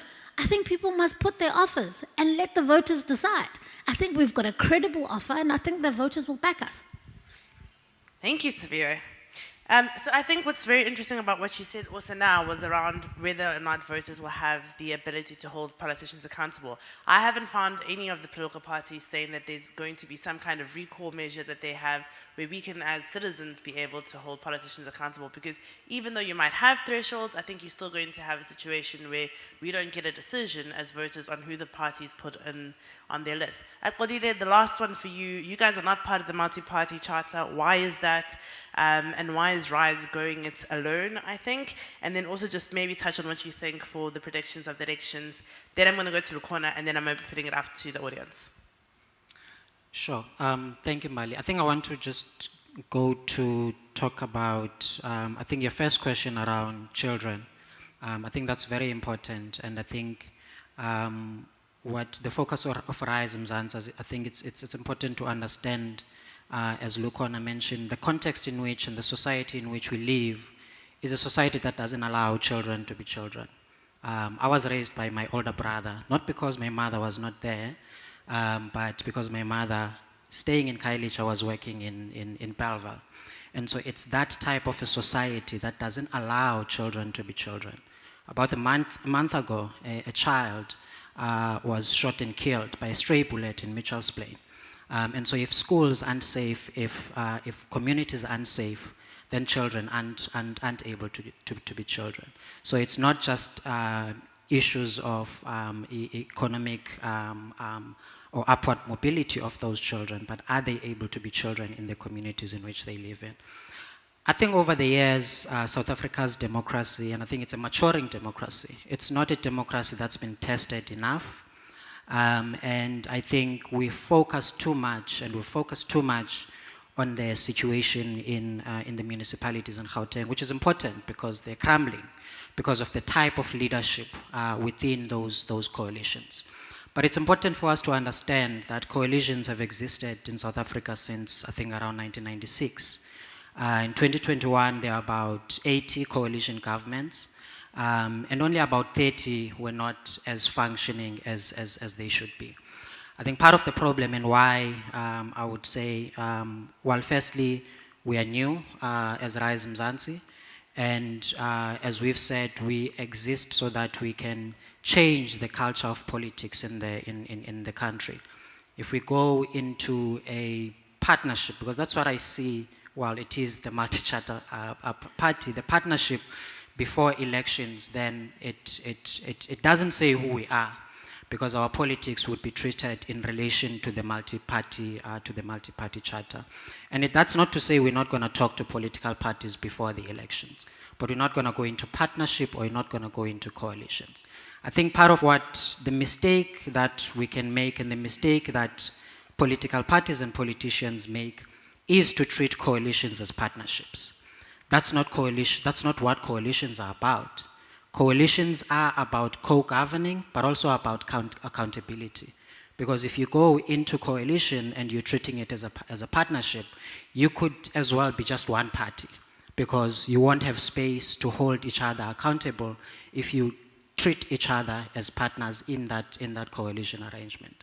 We should make sure that it is about co-governing and co-governance that takes at the center of everything the needs of the people, and making sure that there is space not only just for the political party, but also for the voters to be able to hold all those political parties in that particular coalition to account. That's the maturing democracy that we should all be working towards in South Africa. Thank you so much. Dukona, please just wrap up in terms of what you think this election is going to look like. I'm not asking you to throw bones and be a sangoma, but I think you'll probably give a more objective answer than the ones that we've heard from our panelists today. So just please do that as succinctly as you can. And what do you think the psychological, what is the psychological, thing that could happen if we saw our governing party, for example, if these other panelists are to be believed, go below 50%? And should we believe in that polling? I personally don't think that we'll see a double-digit decline from the governing party, but I see a lot of polls coming out and saying that. I think that that's a stretch too far. But I'd be interested, as someone who's been doing these focus groups, to give us some objective insights. Well, if we're talking 3 months ago, I'd probably say you're correct. But now there's MK, so it's a different headache altogether. And I think, it's a tough election for everybody. Let me just start there. I mean, the fact that the ANC, 48 hours to the submission of lists, has a list in flux, says a lot about this election. Because the ANC's NEC then takes the decision that the top 7 must go and finalize the list, because in any case, majority of the people in the NEC are self-conflicted, because they also want in for themselves. Not that the top 7 is any less self-conflicted, but the ANC itself has had to rethink. I mean, gone are the days of the big party list conferences, Cameron. You've had to have an electoral commission college led by former President Kgalema Motlanthe, because they are trying to grapple with the idea of, what they know and what they perceive is correct for the party versus what society is demanding. Because remember, the 10 million voter base of the ANC are not members of the ANC. So gone is the time to solve for your membership. rather than for the voters. So I think there is a thing that's happening in the political terrain. It might not be happening as fast and as quick as voters want, but parties have been forced to behave differently than they would ordinarily do, because I think even for the ANC, it's the sheer understanding of how much is at stake. So in terms of what I think, I mean, without being sangomatic, as people would say, there will definitely be a coalition in Gauteng. It's just not, I mean, I took a bet with somebody in Panyaza Lesufi's office, who said, no, there will not be a coalition in Gauteng. The ANC will win with 50% plus one. So I'm comfortably getting a prize in June. I call the Western Cape a blind spot province for this election. And that's because what the DA survives on in this province is its differential turnout. The other parties are just not able to turn out their own voters. And I think the ANC has struggled being a party in opposition since it was in government here, and it has declined. And much to people's thinking that the Israel-Palestine issue would affect the DA significantly, at least from the research I've done here in the last few weeks, it doesn't seem like that. Voters are really interested on the water, they're interested on the roads and so on, and a sense of stability. And the truth is that, unlike if you go to Joburg or Tswana or Ekurhuleni for that matter, even people who are spatially neglected by the DA in terms of integration, when they come to the CBD, they actually find a functional CBD. So in terms of their mind and outlook, the CBD in Cape Town works. There's a city bowl that works. There is no CBD in Johannesburg, which is what Herman was trying to do perhaps in his time with the Inner City Rejuvenation Project. So I'm trying to say, while this place is a blind spot, parties will have to do a lot more work in the Western Cape to put on a daily basis the DA below 50%, but I think it's possible. I am now more sure than I was before. KZN will be a coalition government. If you look at the by-election effect, unless MK is unable to get signatures and be on the ballot, that's the biggest talking point now. I mean, there is a big party boss who will be having a press briefing tomorrow. We don't know what he's going to tell us, whether he has signatures for some provinces or not at all. But if the MK is on the ballot in KZN for the legislature, if you analyze the recent by-elections, MK will drop the ANC significantly below 50% in KZN, probably below 40%. Now, from a mathematical point of view, you've got to ask, an ANC that is, the ANC's internal poll for Gauteng is at 35%. So therefore, an ANC that is significantly below 50% in KZN, the maths is not matching to then say the ANC would hold over 50% nationally. It just won't happen. Excellent. Thank you so much. Let me open it up to the audience. I'll take it in rounds of 3. Please feel free to ask any of our panelists whatever burning questions you have. I think obviously their manifestos are huge, so we couldn't cover everything, but I think you've gotten a good sense of where they are. Okay, I see 1, 2. Is there a third question? 3. Okay, let's take it with that. Is someone going to do the roving mic thing for us? Okay, thank you so much. I can't remember where the first hand was. There we go. Hi, Deborah Zubing from Activate. We very highly active in the youth participation space. It's been a long day. I don't have so much questions as I do comments to the political parties on the podium, including the broader church that keeps stealing from the offering kitty, is spending a lot of time on the ground over the past 12 years has taught us and let us know that politicians spend way too much time politicking and raising funds for elections and neglecting young people. And the numbers are not lying. If you think of any stat around young people, you are horrified. The crime, the drugs, the suicide, the unemployment, and. And I think this is a time where we all need to realize that even yourselves as oppositions, that your future is at stake. Because the people that young people will listen to are those who will not exercise democratic processes to lead this country.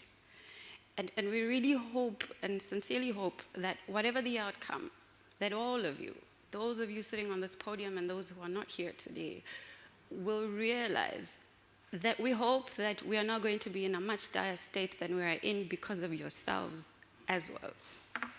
Because the ruling party is not the only problem child in politics.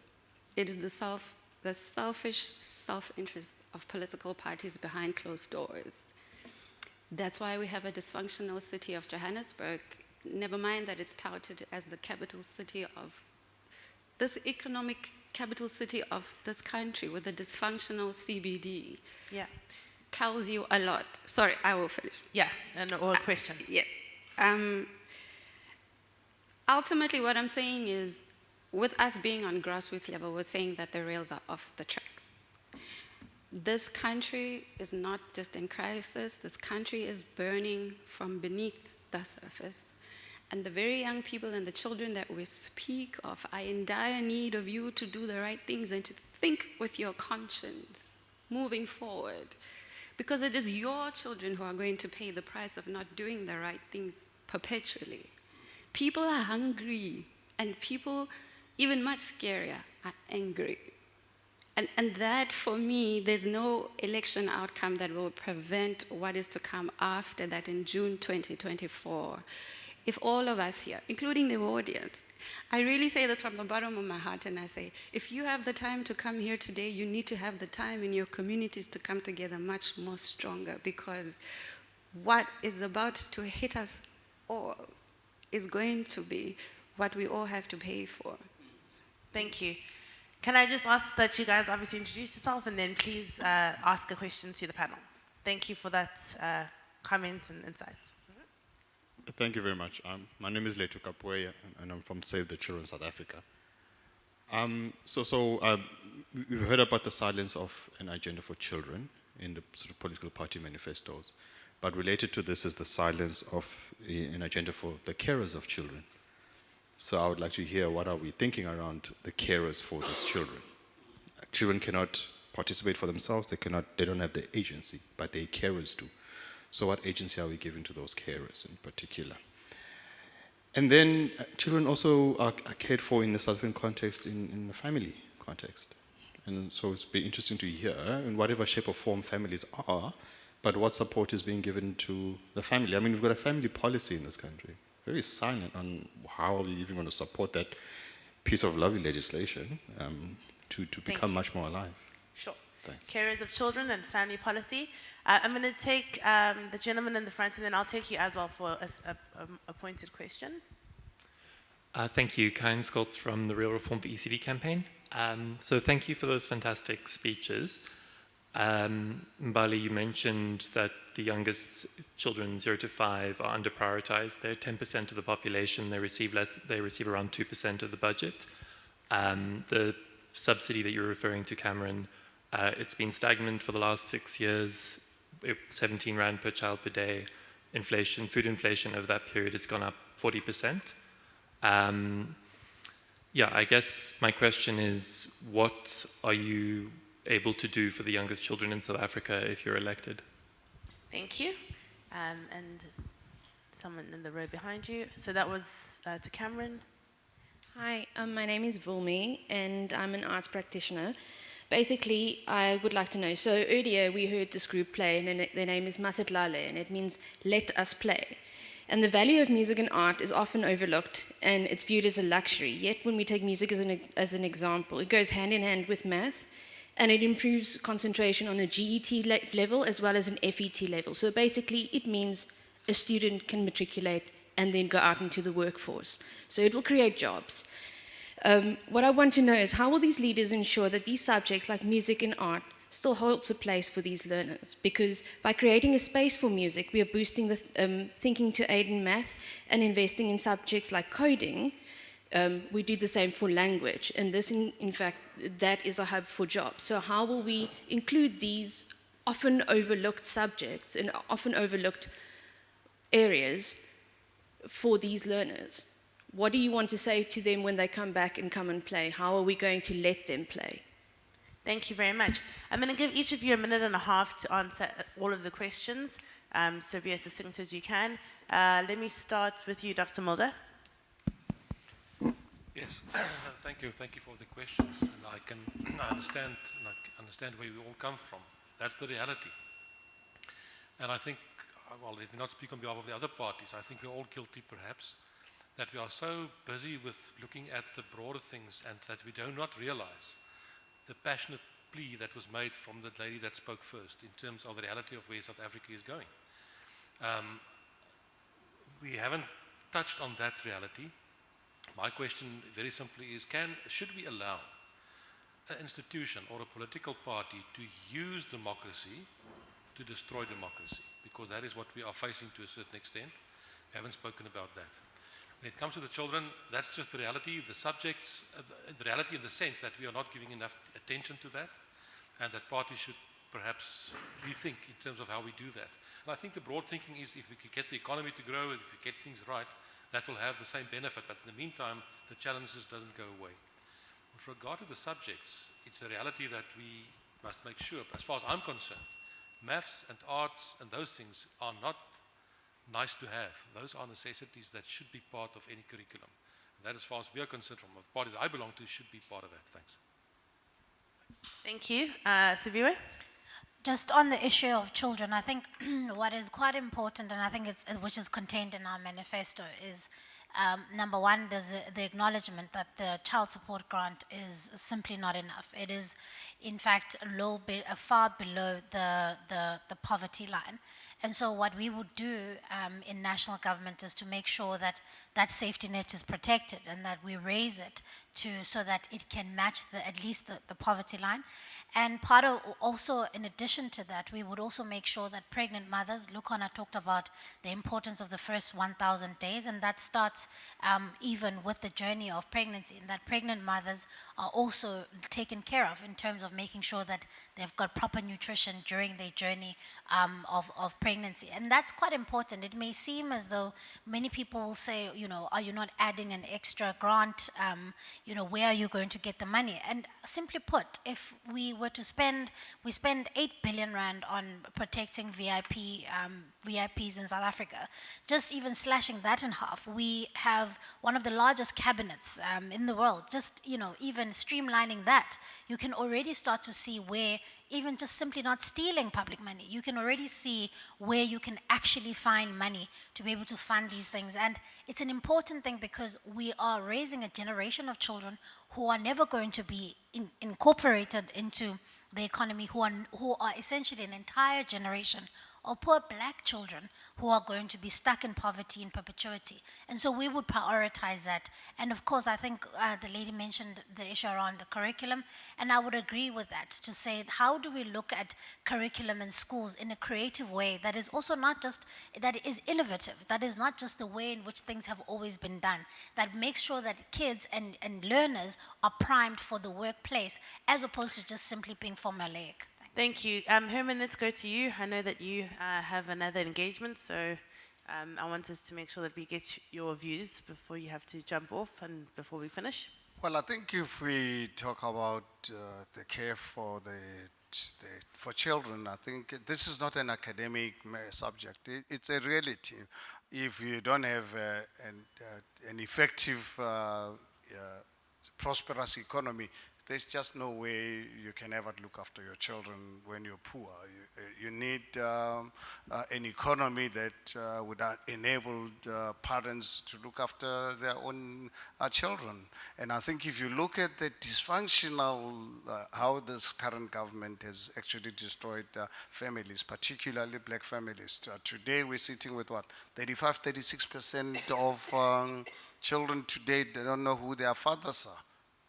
You've got a challenge already. You've got a massive social problem that needs to really be addressed. And it's not really a question of money. It's a question of saying, do we value family as a foundation of building a prosperous nation? Because I cannot really see how we're going to be successful when we don't have families, because prosperity of any nation starts with the family. So these are issues that are not academic, they're real, unfortunately, we have a government that, as far as I'm concerned, is determined to see black people poor, uneducated, and being distracted. That's why you'll allow international drug syndicates to come and destroy our families.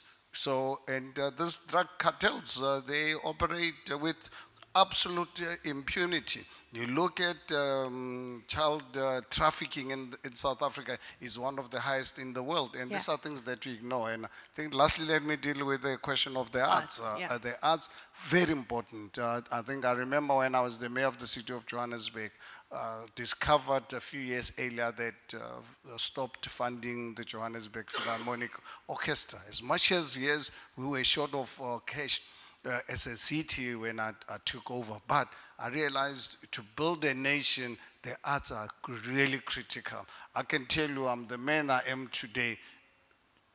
During the dark days when PW Bot and the National Party were crazy, thought they will destroy us. What built us in our black communities? It's music. The arts have really played a crucial role in building the people that you see as some of us today. So as government, without any doubt, investment in the arts, it's not going to be negotiable.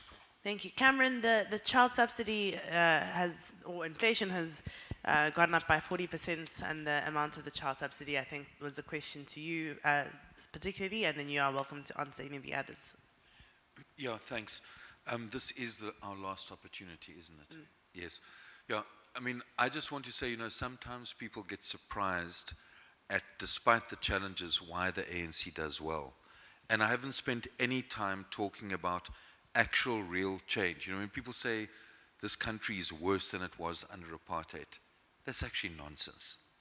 And I think, it's important because people shouldn't be surprised at the end of the day when the outcome of the election comes, because people who have a lived reality feel the change. That's just one point.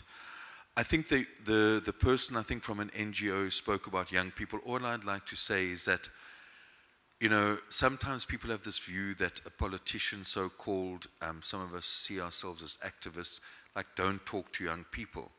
It's not actually true. We deal in constituencies with people who are, we try and help to get access to FET colleges, people who are unemployed. So I don't think an NGO or civil society has a hegemony over what young people. We've got youth organizations. We work with different sectors. But the crisis that she has spoken to is, I think, the greatest crisis facing our country, which is not just youth unemployment, but youth. If you look at analyze the registration stats, that's your only test. You can actually see that young people have actually lost interest. If you look at the trends about young people who participated in elections 15 years ago. And that means that if we don't deal with that, and I think, whether we talk about local social compacts around young people, also young people being in parliament, being in council. I mean, I'm not talking about electoral systems now, but many young people, I think you mentioned or someone mentioned, where have actually come through local government now, serving in councils and so on. So I think it's absolutely critical that, there's development. The subsidy, I indicated that in terms of the social wage or the safety net, there's a serious discussion now about, and it's a commitment to move towards the basic income grant. You know yourself that there's a transition from social development to education. I think it's about paying early childhood development and caregivers, giving them stipends, helping them with the quality of their skills to actually do that. But I agree with you, it hasn't kept pace with inflation, that subsidy that social development has been given. And I think the issue of basic income is also we need to go, without in any way saying that we have to grow this economy inclusively, we have to broaden the tax base. Yeah. And then just the final thing, the music and arts are critical. It's not just an issue of expression, social cohesion, the link with education, but it's about the creative economy itself. The massive potential to simply say, what can we as South Africans produce? Art, music, dance, that another market wants at a price that they can afford. And we've shown that. But we've done the Mzansi economy and stuff, but it hasn't been linked to our schools, because only the former Model C schools are really able to offer those. That's why we started arts and culture focused schools here in the Western Cape to actually bring kids through. I just wish the DA would, in terms of the halls in the city of Cape Town, do you know how much it costs to hire a hall for young people just to actually do things? It's crazy. It's completely out of the market, but that's maybe because the DA looks mainly after the elite and actually isn't really concerned about gang warfare and the pathologies. The dropout education in this province has gone backwards. Not only Limpopo no-fee schools are doing better than the Western Cape, they've regressed because they've neglected African and colored communities over the last years. I'm going to stop there because I can see Severe is also having side eyes. Let me get to Xolile, and then I want to check if we have time for one more round, because I know Herman does have to go, so I don't want him to leave before we've thanked him properly. But I did, but I just want to check with our wonderful sponsors to the thing and be quick. So Xolile, let me let you come into some of the questions. I will Ngisha Lukona so that you can get the last bite. Sure, thank you. I think Cameron talked about the Mzansi economy. Without the ANC, we'll have the Rise Mzansi economy. So, I mean, I would encourage this to increase the percentage of the room that hasn't read the manifestos. So just go, it's about 60 pages, the Rise Mzansi manifesto.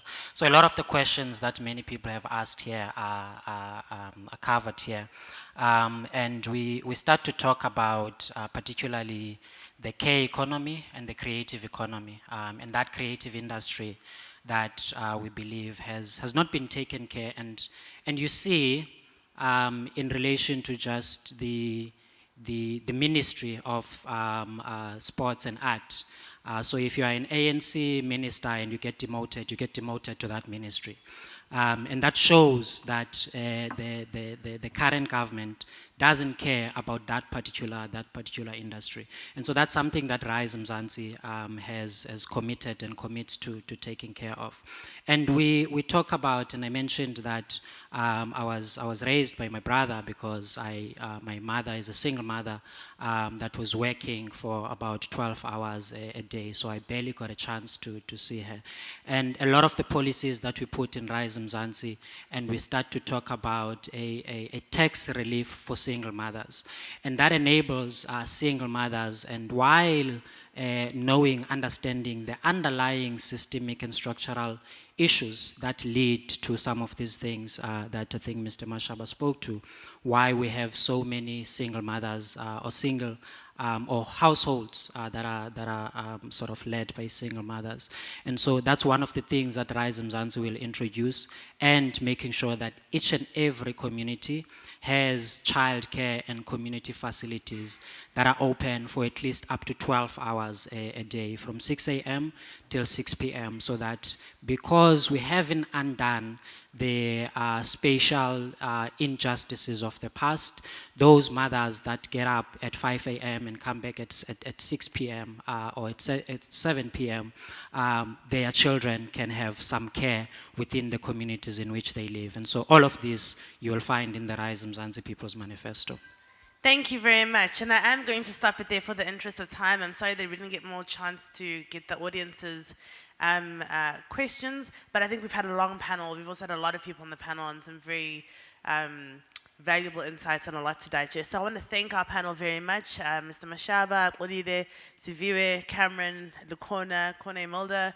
I think that it's very rare in South Africa to get the caliber of the people and the leaders that we've had around here. And I think even though they can, put their claws out towards each other, there is a collegiality that I think comes through in the way that they all care about our country. And I think the work that we need to do as citizens is to also make sure that we go out on the 29th and that we actually vote for the people that we think have our best interests in heart, and we encourage everyone, our kids, our nieces, to do the same. Because as much as we can point fingers at them, the truth is we are also not participating enough in our democracy, and not just by voting, but also in between elections by making sure that we are holding them accountable and that we are active citizens. So that should be the call to action for all of us. But thank you very much to the DG Trust, DG Mary Trust, and thank you very much to our panelists. I'm going to hand over back to Kinsey. Thanks, Mbali. I'll also wrap up very quickly. Thanks, Felicia. I'll wrap up very quickly. Bali, thank you for being a fantastic moderator. Thanks again to the panelists. I think it was so invigorating hearing your reflections. Thanks to our online audience. It was great just to see the comments coming through. For everybody who's with us in the room, but also online and wanting to continue the conversation outside of this room, there are QR codes right at the back where you can access some of the briefs that have been written about the 10 opportunities that we've been speaking about this evening. And then also, can we have a group picture, maybe just in closing, with the panelists? Thank you so much, everyone. Have a good evening.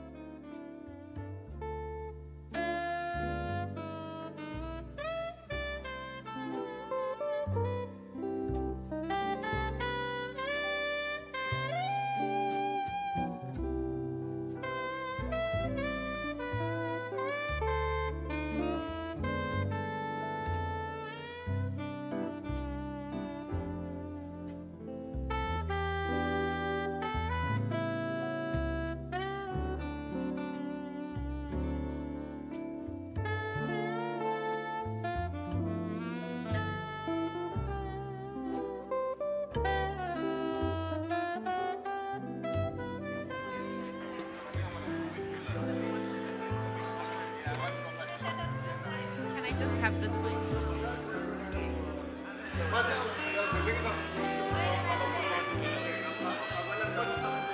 Am I? Oh, okay, great. I think I'm back on. Everybody, just a quick announcement. There's still some snacks, so if you want to stick around and network, you can absolutely do that, and there will be a musical performance at the end. Thank you.